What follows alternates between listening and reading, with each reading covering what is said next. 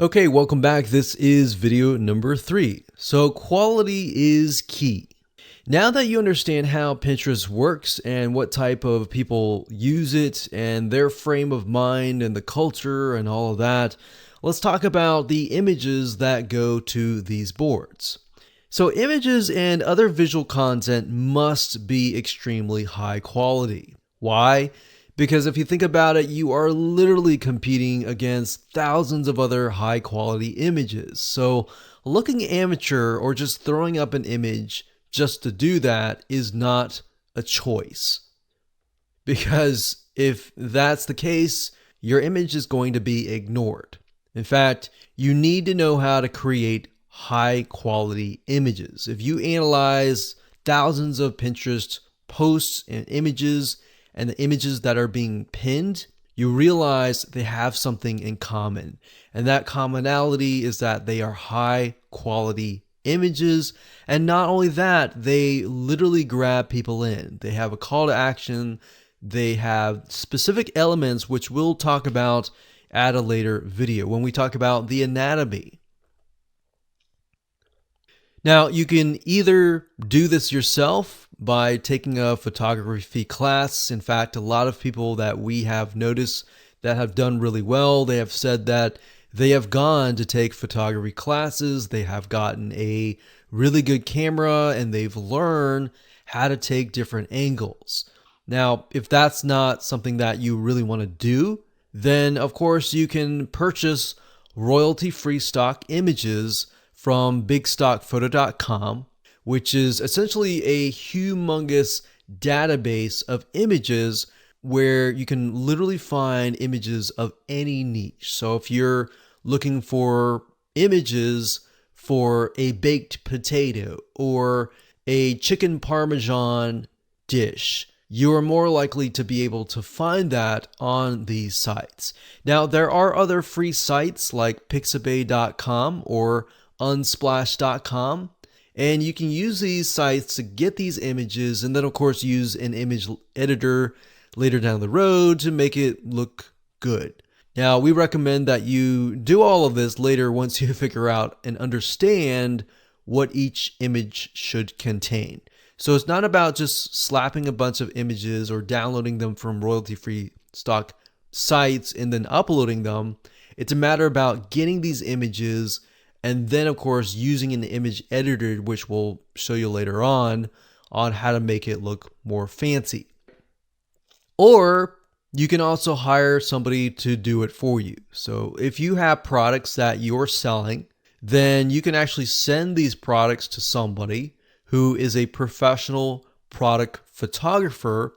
And you can find these people on Upwork.com or even Fiverr.com, and they will literally take a photograph of your products in different angles. They'll make it look really good. So if you think about when you buy a hamburger, a lot of times when you see these commercials with hamburgers, you see that they look really amazing. They look beautiful.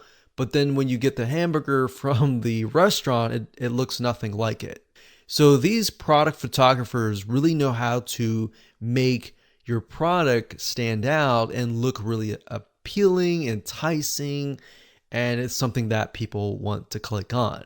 So that's just something to think about. If you don't have the time or any of that to do that, then you can hire somebody to do that for you. So I wanted to make sure that I cover different avenues so that you understand what options essentially that you have. So the point of all of this is that crap does not survive Pinterest. So if you take the photograph yourself and it doesn't look that great, then at the end of the day, it may not convert. So another myth that I want to say is that a lot of times people will say, if you buy this software that will pin thousands of images, you'll get tons and tons of traffic back. Now, some of that software out there is legit and does work, but then some of the software out there that is automated and will pin thousands of images and it'll grab maybe some images from Pixabay automatically and all that. Yeah, that's more of the quantity kind of mindset than quality. So what we're going here is about quality. So if you see a software that is selling you, hey, buy the software and you get hundreds of traffic right away, they might work, they may not, but at the end of the day, we really need to focus on quality over quantity. So rather than doing that, you really want to think about how you can use the right images in your campaign. If you think about how can I get somebody interested in this product, so when they click on it, they get sent to a piece of content that describes and elaborates further of the reasoning of clicking on it. If they click on a link about chicken parmesan, obviously you're going to want to send them to a article about chicken parmesan. You don't want to send them to an article about chicken. Even though they're both chicken, they need to be exact, if that makes sense.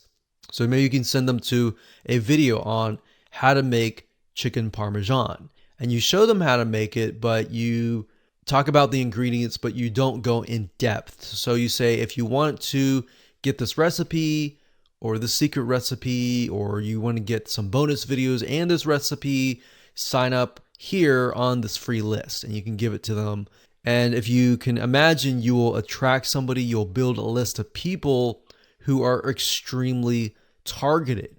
So basically what I'm saying is forget about all the software that promises you that you're going to get thousands of clicks to your website. Really focus on the quality of the click, or how you create the marketing campaign first, and how you're going to convert cold traffic into prospective buyers. So another key point here, which I've touched base on, is congruency, is making sure that your image matches your content, which we'll discuss in the next video. Now remember, the image that you put up will attract and excite someone. You want to attract the right person. So really knowing and understanding the demographics, or what your person that you're trying to attract will look like, is really the first step to a successful marketing campaign. So if we go back to the person who might be looking for low sugar cupcakes, that type of person, why are they looking for low sugar? Maybe they are on a diet. Why are they on a diet? Do they have some sort of health issues, or do they have cholesterol or low cholesterol diet? Are they facing a specific problem? You really need to think about that, because if you do, then you can talk about that in your article or your image, and you can grab people in. So you could do something like low cholesterol cupcakes, for example, or healthy desserts for diabetics, kind of thing.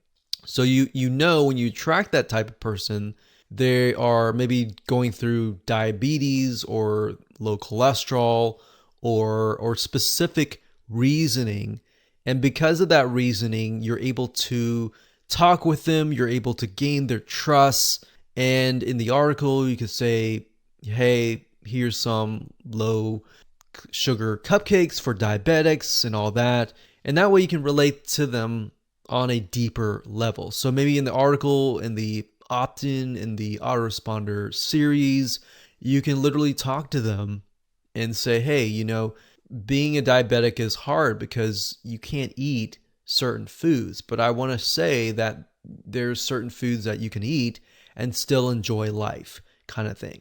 And that's how you're going to be able to sell. It's not about getting thousands of clicks from your image to your article. It's about getting the 10 people or the 20 people that really understand what you're talking about, because in that way, in that light, they're going to be more open to actually buying from you, if that makes sense. So one way of doing this is to take a look at magazines in your niche. Magazines are really great ways to figure out what kind of images that you can actually use that will excite people. Because a lot of these magazine companies will invest millions and thousands of dollars and hundreds of thousands of dollars into figuring out what actually works, with their prospects and their customers and their buyers. So let's go ahead and do that right now. Okay, so to keep it simple, we can go to magazines.com and you'll literally see hundreds of different magazines. If you click on the all categories here, you'll be able to see the different categories. We have animal pets, we have art, we have fashion, we have all sorts of things. But to keep it simple, I'm going to type in recipe and let's just see what we get. So we've got cooking, food, and beverage, magazine subscriptions. Now, obviously, I'm not going to be able to look inside the magazine, but just by taking a look at them will allow me to get a better idea of what they're putting out.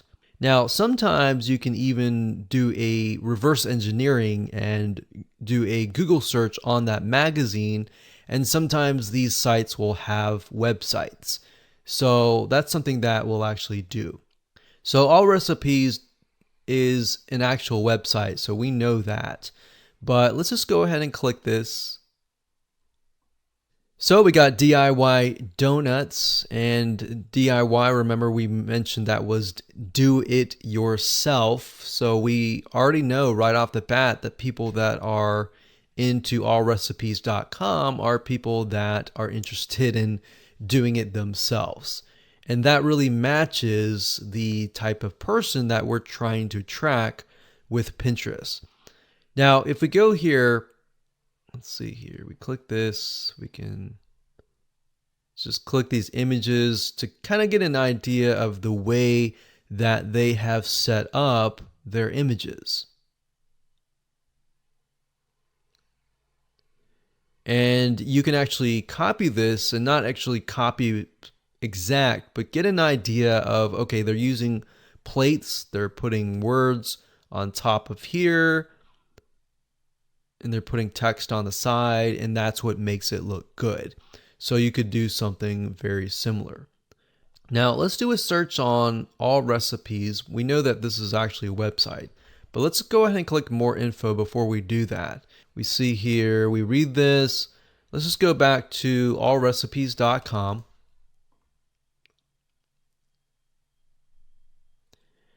So we can see 12 delicious chicken thigh dinners. Now, one little tip that I'm going to give you is that a lot of times with Pinterest type articles, if you can do something like the top 5 or the top 10 or 10 chicken dinners or 10 maybe low carb desserts or top 5 low sugar desserts kind of thing, that actually will do really well. And those tend to get pinned a lot because it's not just one, it's many, and they're definitely interested in that. So we can see in terms of the images that could potentially be pinned, they're simply pictures of the food. Now, in terms of images, you can kind of get away with this with food and without any words or anything like that. But by adding words in some sort of call to action, such as want this recipe, click here. If somebody pins that, they're most likely going to click there versus they're just seeing this because they don't exactly know what this is. So you could put the words baked teriyaki chicken on this so that somebody knows, okay, this is baked teriyaki chicken, because not all the time can you take a look at an image and know exactly what it is all about. But if you notice, one thing that I mentioned earlier is that this article is a great example of going from an image to an article that has tons of visual information and visual content. So you can see that this page is literally filled with images. So it's got about 12 images, and in terms of text, very little text. So that's something to keep in mind with Pinterest, is that a lot of people go there looking for images. When they click on an image, they're not looking for a full article of text. They're looking for more images. So if you can do that, That will keep people on your site, and that will get people more engaged.